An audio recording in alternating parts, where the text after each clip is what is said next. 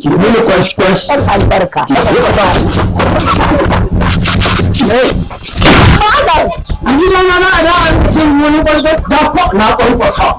Malam fa ni kake zagi fa. Ba ce kike daure ma gindi ba? Ai kai kike daure ma gindi. Na lankwasa, ya karkar, na lankwasa, ya miƙe, na lankwasa ya miƙe to ya zan ce miki. Kaga in babba shine dan auta a gidan nan kuma shine namiji saboda haka dan Allah ku bar shi. Kuma shi ya yi haka ne.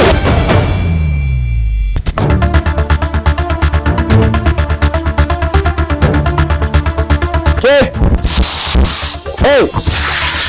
Amada! Amada! Jinwa, ana kiran ki muka suwa kin ji suna nan da kai. Ina son ki rabi, ina son ki rabi. In aka haɗa, soyayya mai ƙarfi. Sai ka ce a garin mana wata.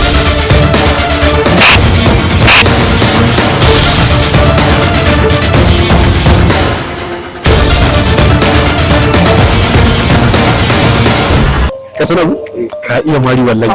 Wa na koya. Ciao ga. Wannan kamar kurman nan.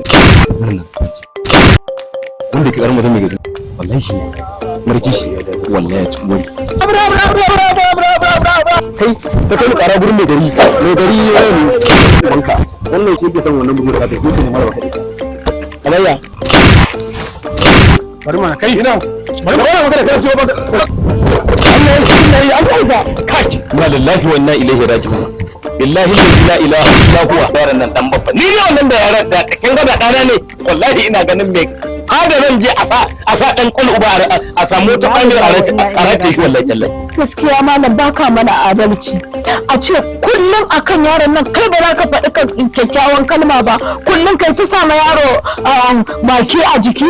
Kar ka manta fa malam hannunka ba zai rike ka yanke kayar ba fa. Nawa aka yi? Nawa suka biya kuɗi aka je asibiti aka yanke musu hannu? Allah baka yi babu abin da yake damu yake uzurawa jama'ar garin nan irin wannan yara. Cikan ba. Ƙwarai wallahi. Wanda ta ɗan gidan shugaban sintiri? Shi dai ɗan gidan shugaban sintiri na garin nan.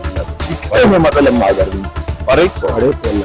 Abin da yake faruwa. Ya ana da kan wuta a makera aka same ta a